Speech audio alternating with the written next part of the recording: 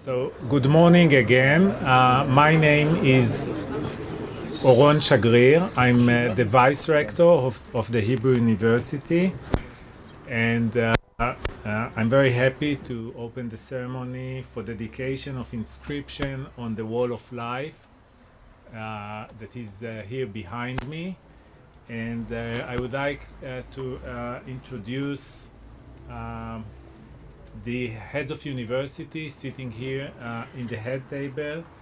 The president of the Hebrew University, Professor Menachem Ben Sasson.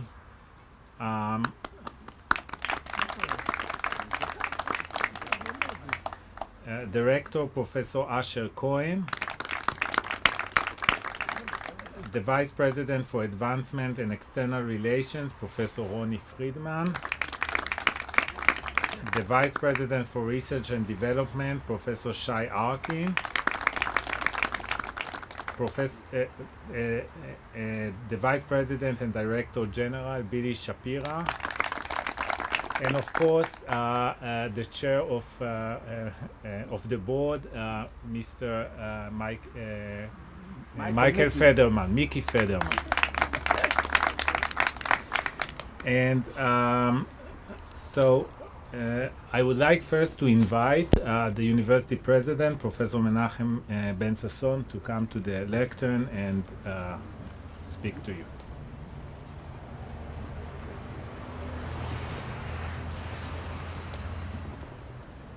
Some of us know the place. The names are on the walls. You came and you come every year in order to celebrate with us and to honor those who are becoming part of the Wall of Life. Whenever we meet here, one cannot avoid the dialogue with the view. And whenever we meet here, I try to give something or to share with you some of the latest excavations, whether it is in research or from time to time with vision and missions that has to do with the place. Today it's very easy. A year ago, almost to the date, one of our archaeologists found here in the corner of the Temple Mountain a beautiful pieces of gold. Almost never happens in Jerusalem. Poor people do not have a lot of gold. And the tradition of this place, that many of the years it was not the richest place of the globe, not even of the region.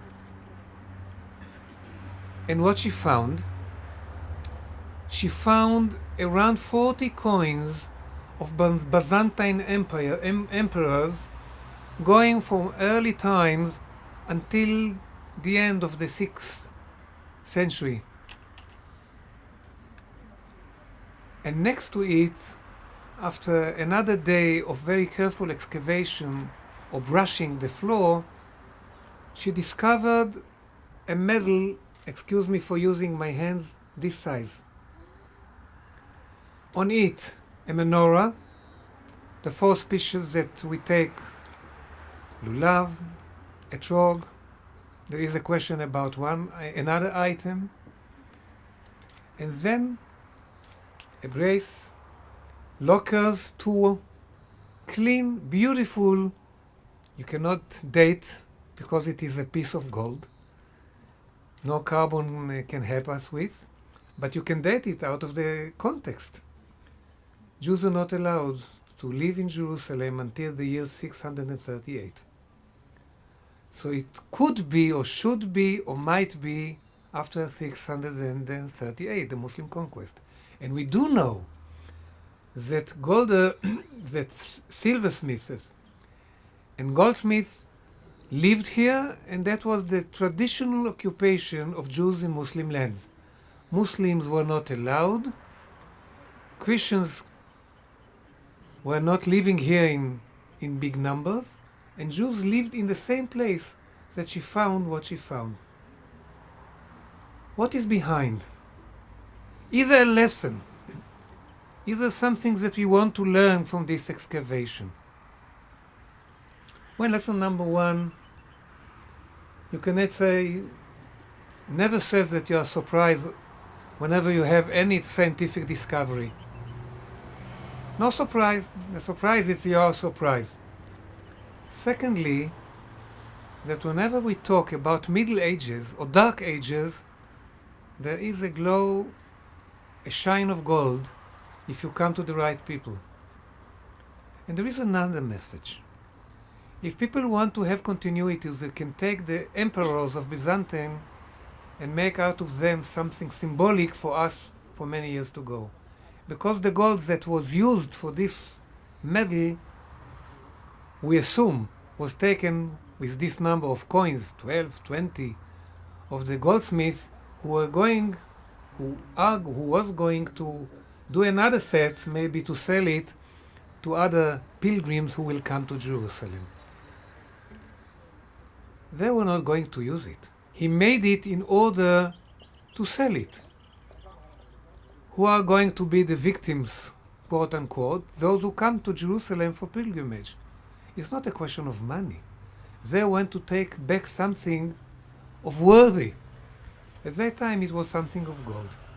But it's not the whole picture. We have documents of those who came to Jerusalem at that time. Around 700 documents. They are stored over the world, 25 different libraries. And you know the feeling. They came to Jerusalem once a year to celebrate in one place, here, Mount of Olives. And the celebration was as if announcing the whole calendar of the Jewish people for a year and a half, appointing honorary members of the Academy of Jerusalem of their time, appointing heads of communities around Israel, Egypt, Lebanon, and Syria, because that was the official authority of the Jerusalem leadership at that time, the Academy of Jerusalem, named Yeshiva, but the parallel for the High Court or Supreme Court. So in many times we walk on the footsteps, maybe in the shoes of our predecessors, but it's not easy to bring all the details. I don't have to bring the parallels. But the fact that a second generation scholar of the Hebrew University, that the name of her grandfather is this street, Professor Mazar, is quite unique. It happens maybe once in a century. And I couldn't share it with you a year ago. So that's the news. In antiquities. And that's what we face. We face the history in one side, Jerusalem. We face the future, the desert. Everything is open, but the real future is here. A university that knows how to bridge from the past to the future, knows how to commit itself for the future on the basis of the past. Any topic you can learn here, but whenever you learn medicine, chemistry, you still go to the cornerstones of the history, of the philosophy. We know that in order to educate, we have to be connected. And that's the gist of this ceremony.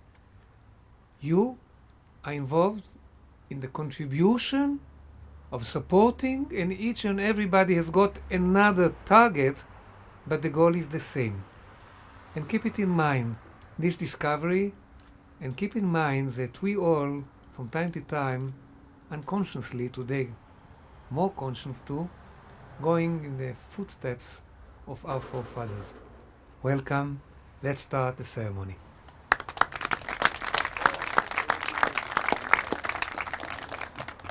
Thank you, Professor Ben-Sasson. We will start the ceremony. I will just say a word about the procedure.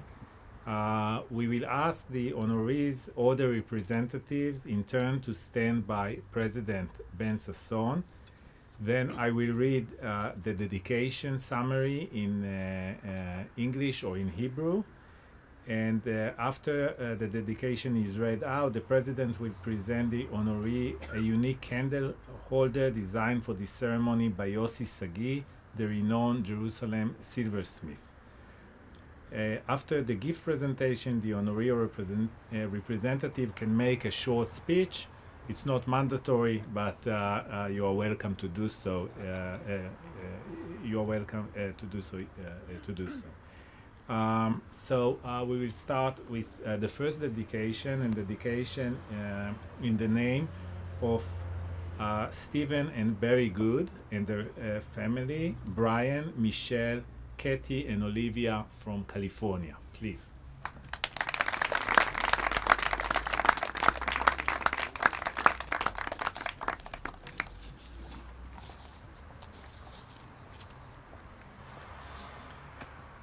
Stephen Good is a successful accountant, lawyer, banker, and company director. Highly involved in community life, he is a member of the American Friends National Board of Directors. He is founding president of the Santa Monica Synagogue and past president of the Guardians of the Los Angeles Jewish Home for the Aging. The example of dedicated community service and philanthropy instilled by her parents, Minnie and Julian Crystal, inspired Barry Good, a former president of the Los Angeles chapter of the National Council of Jewish Women, Los Angeles section. She is involved in numerous voluntary, charitable, and religious organizations, including sharing her passion for painting with elementary school children. Steve and Barry will receive AFAGU's Humanitarian Torch of Learning Award during the Los Angeles region's annual Bel Air Affair. Married for nearly 46 years, Stephen and Barry Good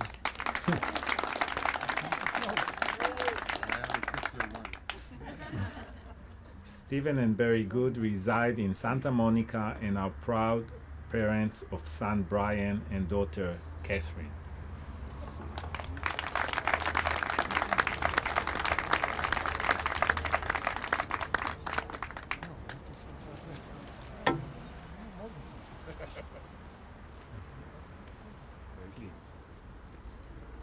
Thank you very much. I'm very impressed to be standing up here with the names of the people that are on the wall. I was introduced to the Hebrew University by a friend of mine sitting over there today, and the problem with being his friend is he's involved in so many charities. It's a very expensive proposition. But I actually came with him when his name was put on the wall somewhere around here. I don't know when it was, and I'm just delighted to be involved with the Hebrew University. When I grew up and Barry grew up, charity was something that we thought about but didn't really do much with. My dad worked hard most of his life, and I found out about charity this way. He in his later years had medical issues, but he still worked. And one year when I was now an accountant, I was 19, I was working as an accountant. I'm not going to bore you forever, but I do want to tell this story. And I did his tax return, and I came to him. I get real emotional about this. But I came to him and I said, "Look, Dad, you make $20,000 a year, and you give $4,000 to charity. How can you do that?" And he said, "Because there are people that need it more than I do." So that's why I'm here, and that's why we're here. Thank you.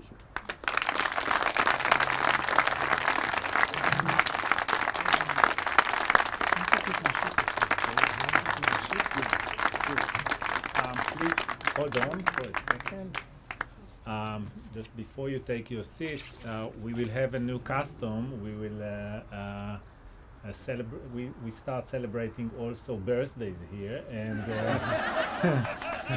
so we would like to wish happy birthday to Stephen. 39, and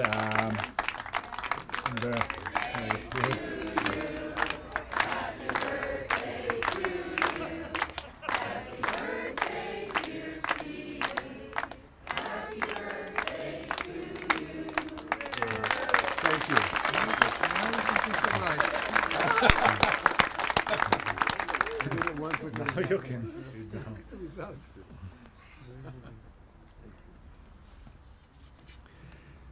Next, for the dedication in the name of Paul and Dita Moravitz, in memory of their daughter Anita, from Australia and Israel, I would like to invite Uri Yaalon to stand by the president for the dedication.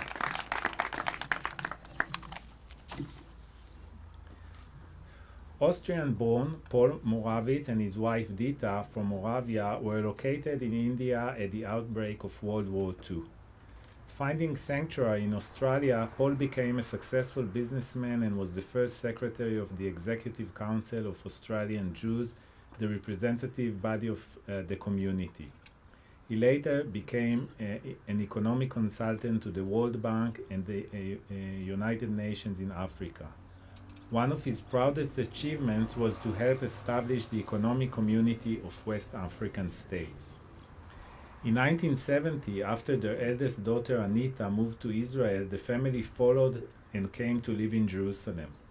Dita was founder of the volunteer desk and guiding program at the Israel Museum, and Paul launched a program at Yad Vashem for Australian history teachers to learn about the Holocaust. However, family's greatest sorrow was Anita's premature death at the age of 49. Paul and Dita's immense generosity and loyalty to Israel spanned several decades. He supported the Hebrew University, establishing a fund for research on children at risk, the Israel Museum, the Jerusalem Academy of Music, and Yad Sarah. Dita died in 1998. Paul passed away in 2001.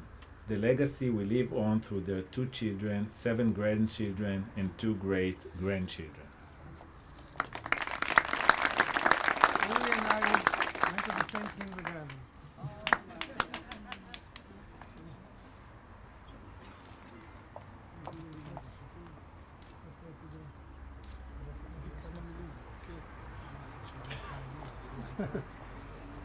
Well, I'm honored to be here, and I would say maybe 2 hats, but mainly in the name of my uncle and aunt and cousin who passed away. I must say that the generation of our parents, my parents and my uncle, had a very interesting history and story of life. Paul was born in Austria in 1914, and at the age of 8 he moved to Czechoslovakia, where my father was born and my aunt Dita, his sister. Several years after, Paul met my aunt Dita, and he was posted in India as a representative of Skoda. And then the war broke out, and he was a penniless refugee that had to find out what to do. And they moved eventually to Australia, where he established himself very well. And as was said before, my cousin Anita decided to make Aliyah to Israel. And when she came, my aunt and uncle decided that they wanted to come to Israel too. I mean, I was born in Israel, in Jerusalem, and my father helped them to find a place to build their house. So in 1966, they decided, my uncle Paul saw a plot of land in Abu Tor, and my father said, it's crazy to buy land here. It's snipers from Mount Zion, and it's the border of Jordan. So he said, I like the view. And obviously after 67 war, the land raised the value, and they built the house, and they lived there for many years after. And when they passed away, the will of my uncle was, when he sells the house, all the money will go to Yad Sarah, Israel Museum, Hebrew University, and the academy. And we're very grateful for that. And on the second, when I'm said the second hat, I'm a son of a professor at the Hebrew University, my father, who passed away just the last January. And he was very well known, and I think will be written in the history of the world, because he was a professor at the Soil Science Academy, and he won a it's equivalent to a Nobel Prize, the Dokuchayev Prize, in that one scientist every 4 years receives it in the world. And I'm happy to say that there's going to be a conference big world conference in Korea in this year, and they're going to be holding a special desk on his name, and maybe eventually will be a prize of his name. But like I said, I'm here to represent my family in Australia, and thank you very much for the honor that you gave me.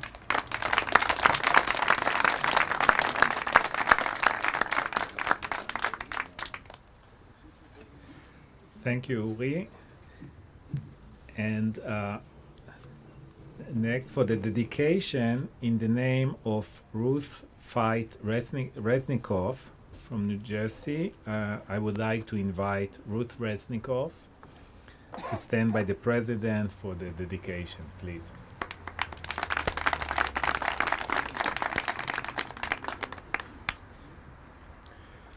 Ruth Veit Resnikoff is an enthusiastic Hebrew University supporter, receiving the Guardian Award from the university's American Friends in 2013. Ruth was born in London to a South African mother and British father. In 1941, during the German Blitz on London, Ruth and her mother sailed for South Africa. After the war, Ruth returned to London. She studied at the Royal Academy of Dramatic Art and became a professional actress and drama teacher. Ruth married a South African, Edward Veit, and was greatly influenced in her life by her father-in-law's philanthropic commitment and leadership. In 1962, Ruth, Edward, and her two young daughters left for the United States. Ruth subsequently married Sam Resnikoff, with whom she lived in Florida for 30 years until his passing. Ruth has visited Israel on many occasions and feels a deep connection to the Jewish community worldwide.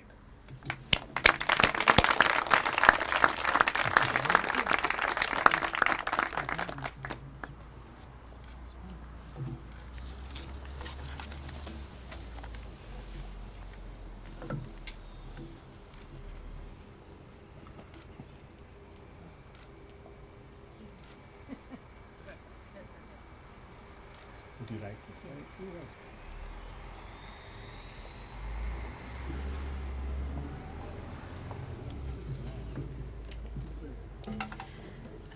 Having spent my life teaching drama and also public speaking, I always told my students over 50 years, you have to prepare, you have to practice it out loud, etc. And I didn't know that I had to speak today. I just want to say very few words. My greatest regret in life is that I never made Aliyah. My heart is here, and having lived in so many countries, I'm a traditional wandering Jewess, and the only constant in my life has been my Jewishness. When I learned of AFHU, I realized that this combined my love of Israel with my admiration and pride in the achievements of this university. So I'm happy to have contributed. That's all.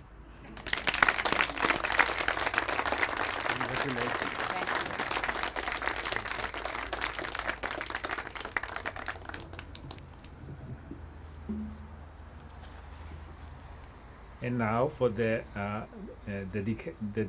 dedication, in the name of the late Dr. Andrew Somoji Brody from Canada, I would like to invite Merle Goldman, Associate National Director of the Canadian Friends, to stand by the President.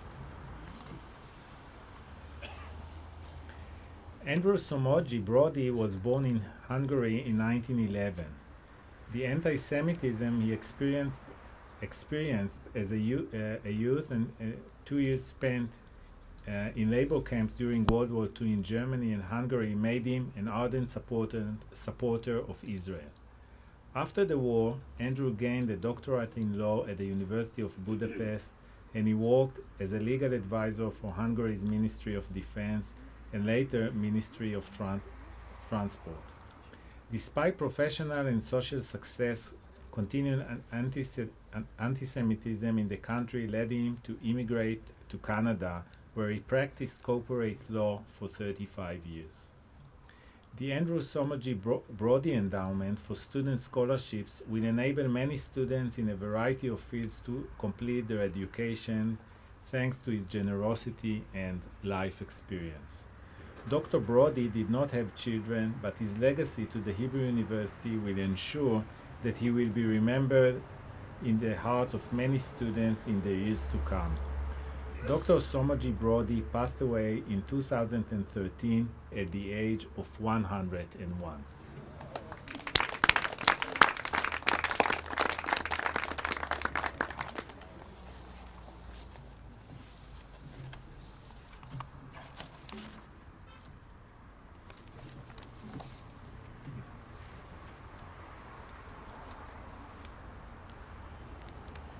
So, as you heard, I am the Executive Vice President of the Canadian Friends, and I met Dr. Brody in that capacity.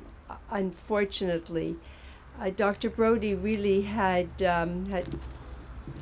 no family. I met him just before his 98th birthday, and at the time I was very impressed by his excellent memory and clarity of thought, although by this time his physical abilities were somewhat compromised. I visited him quite frequently over the next 3 years and was always impressed by his resilience and acceptance of his challenges. I believe that Dr. Brody never visited the university or Israel, but good friends who were strong supporters inspired him to leave the majority of his estate to the Hebrew University. The Andrew Somogy Brody Endowment for Perpetual Student Aid will certainly enable a large family of deserving Hebrew University students to benefit from his legacy. Thanks to the Hebrew University, his name will live on in a very meaningful way. Thank you.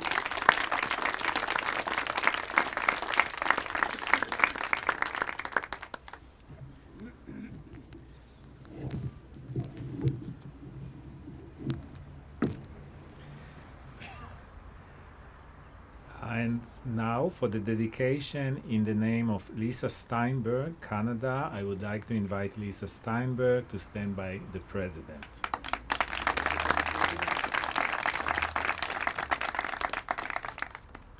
Lisa's father, Jack Steinberg, was the oldest of 5 brothers who transformed a small grocery store started by their mother into the Steinberg supermarket, which from one branch grew into the largest supermarket chain in the province of Quebec. Lisa worked for many years at the company's head office. Following the philanthropic footsteps of her parents, Jack and Gertrude, Lisa has continued to be a generous supporter of the Montreal Jewish community and of Israel. A member of the President's Circle of the Weizmann Institute of Science, Lisa has more recently become a devoted and generous friend of the Hebrew University of Jerusalem.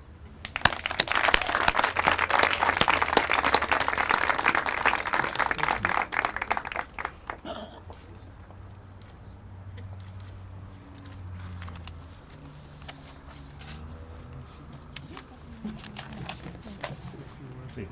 Thank you.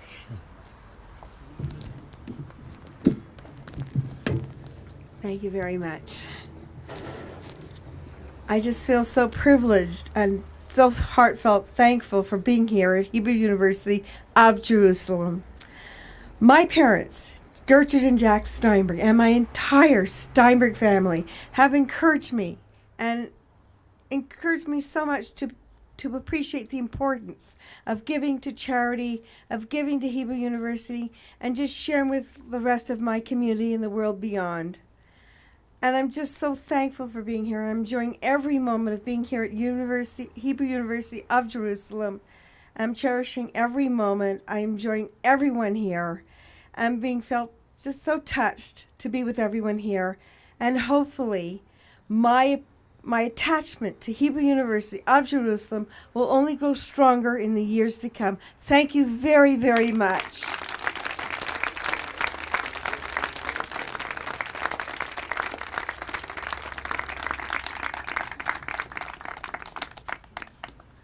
And of course, we should thank you too. We will now move to the Israel dedications, and I will read the dedications both in Hebrew and in English. And we start in the dedication in the name of Esther and David Bartov, and the late Gilad Bartov Foundation from Israel. And I would like to invite Maya, the daughter of the late Gilad Bartov, to stand by the president.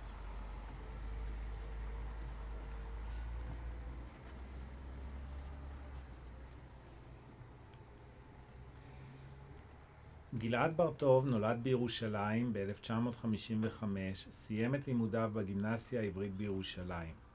במהלך שירותו הצבאי שירת כקצין מודיעין בסיני ובחרמון. ב-1979 מונה כקצין מבצעים של מרחב ירושלים במשמר האזרחי, ובשנת 1981 התגייס למשטרת ישראל. עד לפטירתו מילא שורה של תפקידי פיקוד ומטה, ביניהם קצין מבצעים במטה הארצי, מפקד תחנת בית שמש במשטרת אשדוד, מדריך במכללה לקצינים בכירים, ראש ענף סיור ומבצעים במחוז הדרומי, ראש לשכת המפכ"ל וסגן מפקד המטה המבצעי שליד השר לביטחון פנים. בשנת 1986 קיבל תואר ראשון באוניברסיטה העברית ביחסים בינלאומיים והיסטוריה של ארצות האסלאם. גלעד בר-טוב נפטר ממחלת הסרטן בטרם מלאו לו 41 שנה. הניח אחריו אישה ו3 בנות. Gilad Bartov was born in Jerusalem in 1955 and graduated from Agimnasia Ivrit High School in Jerusalem. He served in the army as an intelligence officer in Sinai and on Mount Hermon. In 1979, he was made operations officer in the Jerusalem region of the Civil Guard, and in 1981 joined the Israel Police. Until his death, he filled a series of command and staff positions.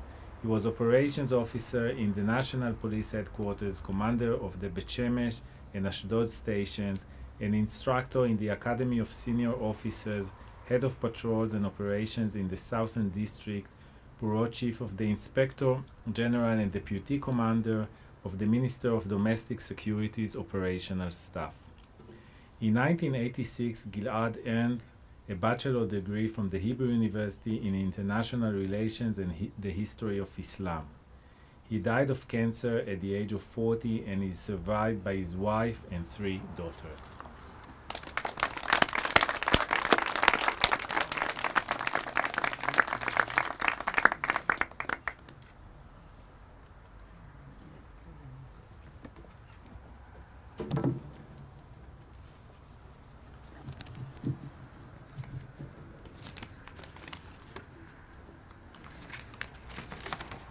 So I wrote down in English, I hope I'll be okay. Honored guests, I'm a third generation of Hebrew University graduates. My grandfather, retired Judge David Bartov, was for many years a member of this Board of Governors, and he used to come to these events every year, as long as his health was good enough, with his wife Estelle. Today, they cannot be here, but they are expecting me to come right after the ceremony and tell them all about it. My father, Brigadier General Gilad Bartov, studied here with my mom, Shosh, when I was still very, very young. My father passed away when he was only 40 years old, but he has accomplished a lot in his life in so many different fields. I remember from early childhood memories the passion to learn and the connection to the Hebrew University of Jerusalem, both from my grandparents and my parents. For my father's memory and in his name, my grandparents established a scholarship fund given to graduate students in the Asia African Institutes here in the Hebrew University every year. This fund allows us to remember my father and preserve his memories for future generations, grandchildren and great-grandchildren. We thank the Hebrew University for enabling us to remember my father in such an honored and wonderful way. Thank you.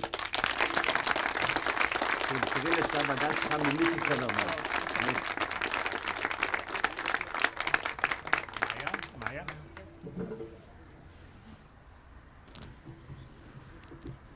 Thank you, Maya.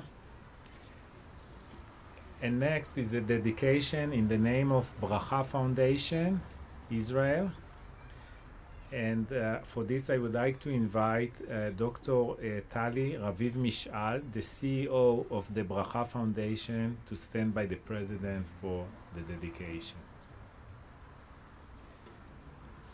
קרן ברכה נוסדה ב-1971 על ידי ג'וזף וקרוליין גרוס ופועלת בישראל בשלושה תחומים: חינוך, פיתוח סביבתי בר קיימא ותרבות. בתחום החינוך, הקרן יוזמת ותומכת בפרויקטים המקדמים יוזמות וחדשנות חינוכית, כמו גם התמקצעות של מורים ומנהלים במערכת החינוך. בתחום של סביבה בת קיימא, הקרן תומכת בפרויקטים רבים, כולל תכנון אורבני בר קיימא, אקטיביזם חברתי, שינוי מדיניות וקידום חוקים סביבתיים בכנסת. בתחום התרבות, הקרן תומכת ביצירה אומנותית איכותית ברמה המקומית, ומקדמת נגישות של אומנות ותרבות לפריפריה החברתית והגיאוגרפית בישראל.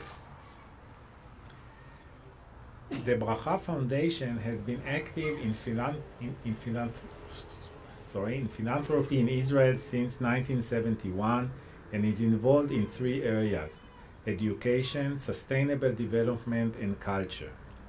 In the field of education, the foundation initiates and funds projects that advance educational entrepreneurship and by teachers and educational professional staffs. The professionalization of teachers and principals in the public educational system and educational innovation. In the field of environmental sustainable development, the Bracha Foundation initiates and funds urban sustainable planning and participates in community and professional forums that promote development and planning of urban communities and cities in Israel. The foundation also funds projects and organizations that advance environmental social activism, policy changing, lawmaking, and the promotion of environmental laws in the Knesset. In the field of culture, the foundation funds initiatives that promote local artistic creativity and advance the accessibility of art and culture to the social and geographical periphery in Israel.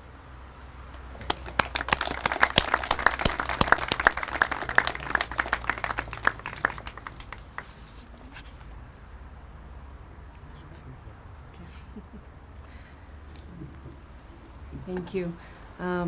The Bracha Foundation was founded by Joseph and Caroline Gruss in 1971.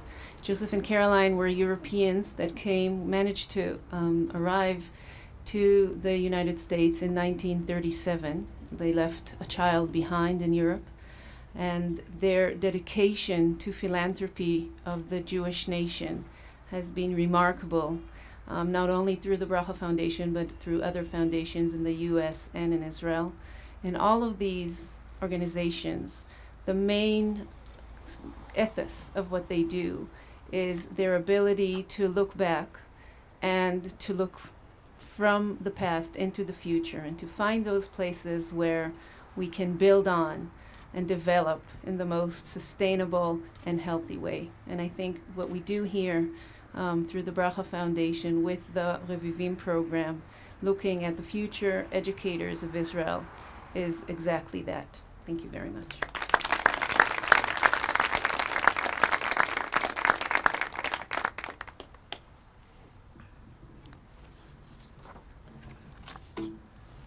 For the dedication in the name of Rosie and the late Joseph Varon, I would like to invite Shmuel Adler, nephew of Rosie and Yosef Varon, to stand by the President.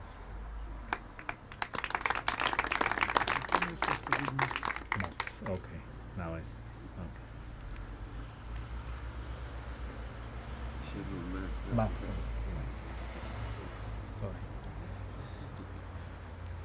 רוזי ורון נולדה בפולין וחוגגת השנה את שנת המאה. בשנת 1922 עברה לגרמניה, שם פגשה את מקס ורון, אשר נולד בדרזדן, גרמניה. חודשיים לפני פרוץ מלחמת העולם השנייה, עלו רוזי ומקס לארץ ישראל.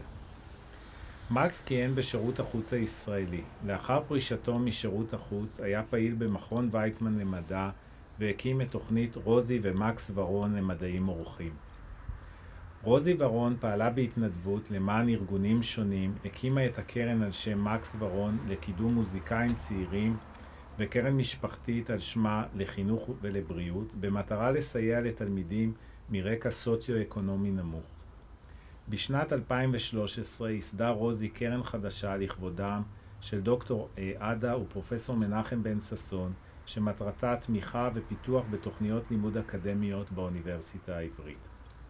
תרומתה ומסירותה, רוחב ליבה ועשייתה למען הענקת מלגות לתלמידים הם רבי חשיבות לדרכה של האקדמיה על מוסדותיה ומהווים דרך אבן לחברה יציבה וחזקה בישראל. Rosie Varon was born in Poland and turns 100 this year. In 1922, she moved to Germany where she met Max Meshulam Varon, who was born in Dresden. 2 months before World War II, Rosie and Max moved to Israel. Max served in the Israel Foreign Service. After his retirement, he was active on behalf of the Weizmann Institute of Science and established the Rosie and Max Varon program for visiting scientists. Rosie Varon volunteered for various organizations, established the Max Varon Fund for Young Musicians and a family fund in her name for education and health for disadvantaged students. In 2013, Rosie established a new fund in honor of Dr. Ada and Professor Menachem Ben Sasson to support and develop academic programs at the university. Her contribution and devotion, generosity, and tireless work to provide scholarships for students have been invaluable for academic institutions.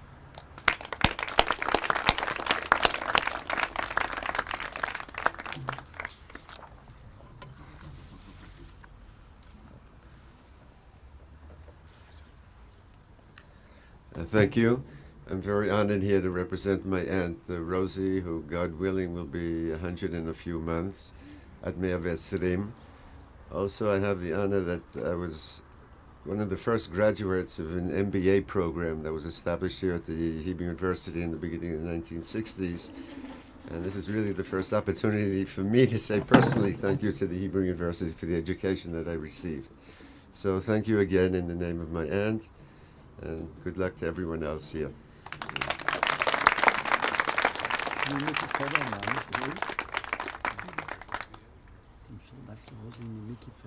Okay. בסדר.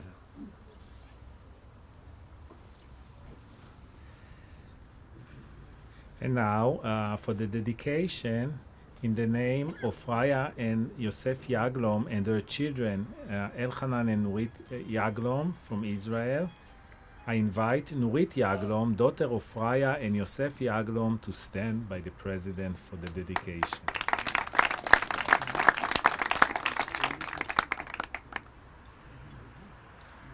יוסף יגלום נולד וגדל באוקראינה.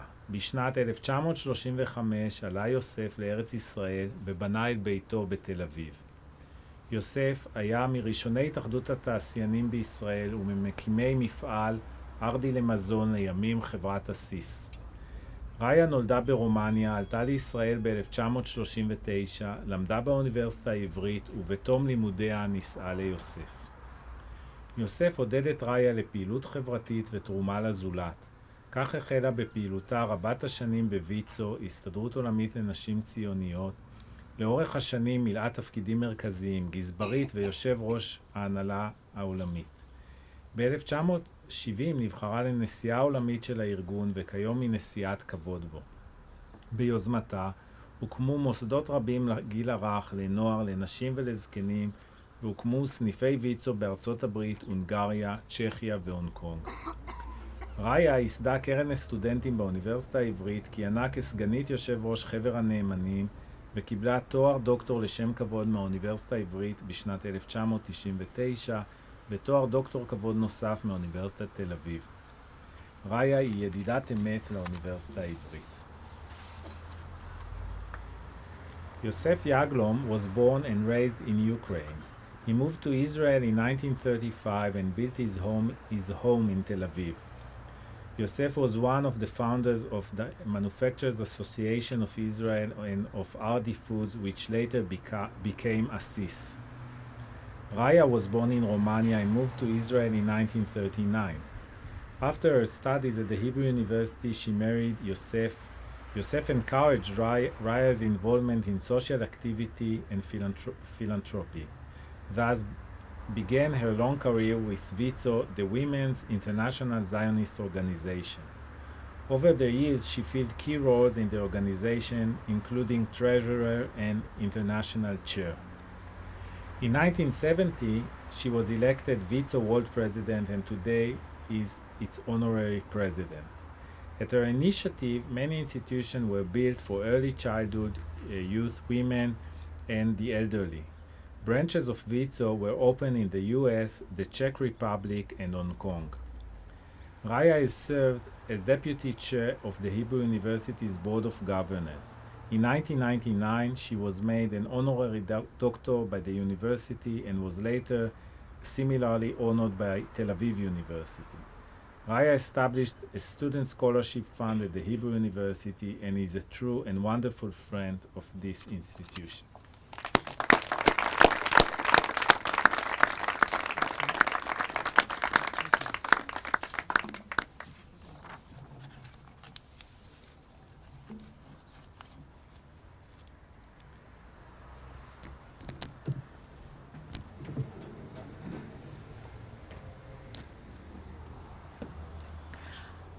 I also made a small written speech, but I'm going to change it. I'm not going to read it. I have a new idea. I want to tell about my father. Everybody knows about my mother. She's very active still today. Yes, on a wheelchair, she's still very active. My father passed away 5 years ago at the age of 104. He was the most amazing man. So gentle and so tzanua. Humble. He was telling me that when he was a little child, his parents were meeting every morning in the kitchen and discussing where should the money go to this week. Like in Russia already, they were giving money away to the poor. He was lucky enough to have come from a well-to-do family, and they could give money already at 1910, which was very nice to give then. For him, giving money was something that nobody should know about. It's something very, very secret. My mother likes walls. Everywhere there is a wall, you'll find her name. Everywhere. But my father gives secretly. Now, I also give secretly. I like to find a student. My boy tells me of somebody who can't go through university, and I say, come to me. And I just pay the mother. I give the mother checks for university, and I'm very happy to know that the boy or the girl finished Seminara Kibbutzim or whatever they want to do. I now have a girl who finished Seminara Kibbutzim, and she's going to be a teacher for special education, Chinuch Miuchad. And I think it's a great thing to do, to be a teacher for Chinuch Miuchad, because we need it. Anyhow, that was what I added to my speech. I also studied here in Jerusalem, but in Givat Ram, while the 6-day war was on. It was fantastic times. We were all sitting in the grass and in the cafeteria, and a little bit studying as well. I studied history of art, and I followed it by going to London and working in a very big art investment company. I became very knowledgeable about art. And I even have a very nice Israeli art collection. I only buy young Israeli artists. And I'm very happy to do it. I think they need the money, and I think they're very talented. and I don't see why should somebody buy a very well-established artist. You can buy young, fantastic Israeli artists for not little money, but not much money. I myself am an artist. I make jewelry, which I had to go all the way to Hong Kong to study to make it, but I did, and I know how to make jewelry. My brother is another story. He studied at the university 5 years before me, also at Givat Ram, also at the grass at the cafeteria. And he made a big success story in Israel recently. He studied business administration. I need some water, because I had a car accident before I came here.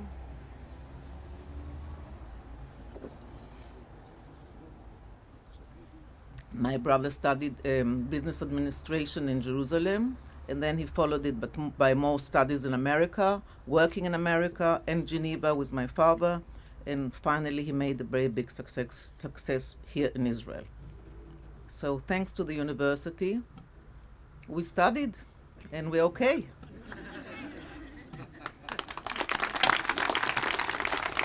And Miki is a childhood friend. Nurit and I, we studied at the same time, including Liora, who studied with her. And Olmert as well, on the same grass. And we know each other. She's a lady, I wouldn't tell you exactly how many years, but we know each other before the university, before the 60s.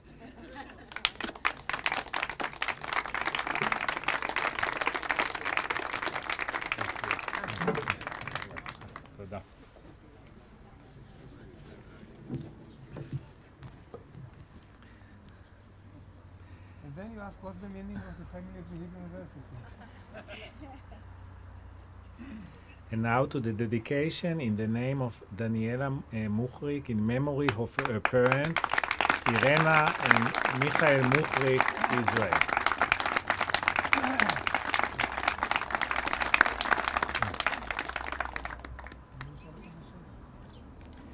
אירנה לבית וילדה נולדה בברלין, ובשנת 1934 עלתה ארצה והייתה לאחת מחלוצות לימודי החינוך הגופני בישראל. בשנת 1936 נישאה למיכאל מוחריק שנולד באודסה ועלה לישראל עם אמו. עם פרוץ מלחמת העולם השנייה נולדה לזוג הצעיר בתם דניאלה. לאחר שחרורה מצה"ל בחרה דניאלה להמשיך את דרכה המקצועית של אמה ולמדה חינוך גופני בסמינר הקיבוצים ובמכון וינגייט ועסקה בהוראה בבתי הספר. לאחר פטירת הוריה החליטה דניאלה להנציח את שמם וזכרם. כחלק מההנצחה הקימה קרן מלגות לתלמידי גנטיקה בפקולטה למדעי החיים באוניברסיטה העברית, והינה שותפה בכירה להקמת המרכז לרפואת ספורט בקמפוס על שם אדמונד ספרא בגבעת רם בירושלים. בכך היא ממשיכה את פועלם של הוריה מבוני ארץ ישראל ואוהביה. Irene Wilde was born in Berlin and in 1934 moved to Israel and became one of the pioneers of physical education in this country. In 1936 she married Michael Muchrik, who was born in Odessa and had moved to Israel with his mother. Daniela was born at the outbreak of World War II. After discharge from the IDF, she decided to follow in her mother's footsteps and studied physical education at Seminar HaKibbutzim and the Wingate Institute, eventually becoming a sports teacher. In memory of her parents, Daniela has established a scholarship fund for students of genetics at the Faculty of Science. She is a senior partner in establishing the Center for Sports Medicine at the university's Edmond Safra campus, Givat Ram. Daniela Muchrik thus continues the work of her parents, who were among the builders and lovers of the State of Israel.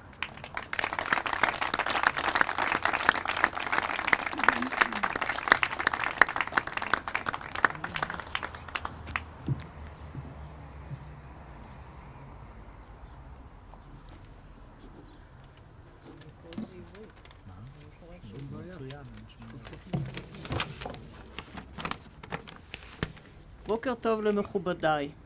ההתרגשות בבוקר זו גדולה מאוד. אתם אולי לא רואים זאת, אבל לצידי עכשיו ניצבים הוריי, זיכרונם לברכה. שמי דניאלה ואני מסייעת לאוניברסיטה העברית במספר דרכים. מאז מותה של אמי בשיבה טובה, אני עסוקה בהנצחת בני המשפחה, ובמסגרת זו הקמתי בין השאר קרן מלגות לתלמידי גנטיקה בפקולטה למדעי החיים. לפני כשנתיים החלטתי לתרום להקמת מרכז לרפואת ספורט בקמפוס על שם ספרא בגבעת רם בירושלים, ובשלב זה העברתי לאוניברסיטה כספים ראשונים שיסייעו להשלים את שלב התכנון, וביחד עם הנשיא ועם ראש עיריית ירושלים הנחנו את אבן הפינה לבניין. אני מקווה לפגוש את כולכם בעוד מספר שנים בטקס חנוכת מרכז אדם על שם אירנה, דניאלה ומיכאל מוכריק. אני רואה באוניברסיטה שותפה לדרך ובאנשי האוניברסיטה ידידים לחיים. ובזה הזמן להודות לדוקטור קודי מרידן, לראשי מרכז קוסל, לגדעון זלינגר, לשעבר איש האוניברסיטה, ולמנכ"לית בילי שפירא, שמלווים אותי בכל צעד וצעד. תודתי המיוחדת לחברתי יעל צפתי שיושבת פה, ולבנה פרופסור דודיק צפתי על התמיכה, אהבה, הם הכירו לי את האוניברסיטה לראשונה. ושוב בוקר טוב לכל חברי חבר הנאמנים.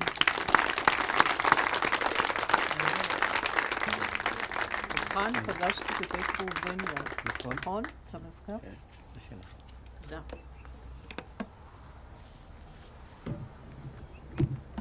תודה דניאלה. Now I will read the dedication in the name of the late Heda Stein from Israel. הדה נולדה בשנת 1926 ביוגוסלביה. בתום מלחמת העולם השנייה עלתה ארצה לקיבוץ עין השופט. בשנת 1957 נרשמה לאוניברסיטה העברית ולמדה ספרות אנגלית וצרפתית.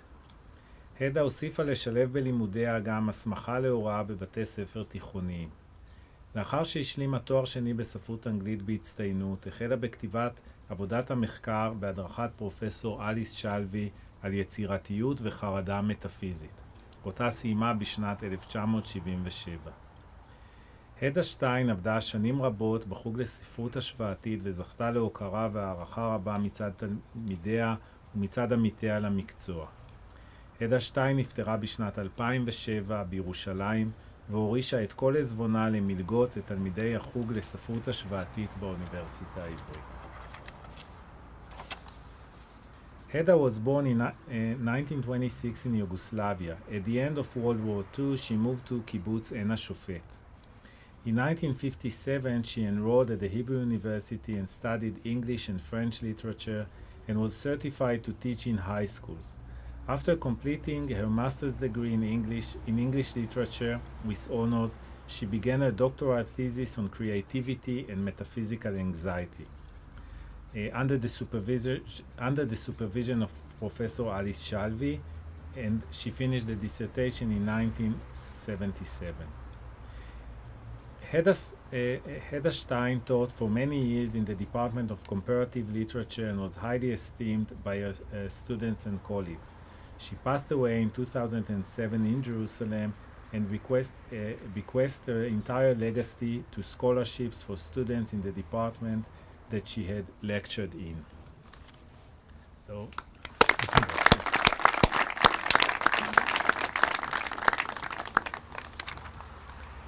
and this, with this we conclude the part of dedications. And I would like now to invite all the awardees to stand here and face the audience to receive a collective appreciation. So please come down.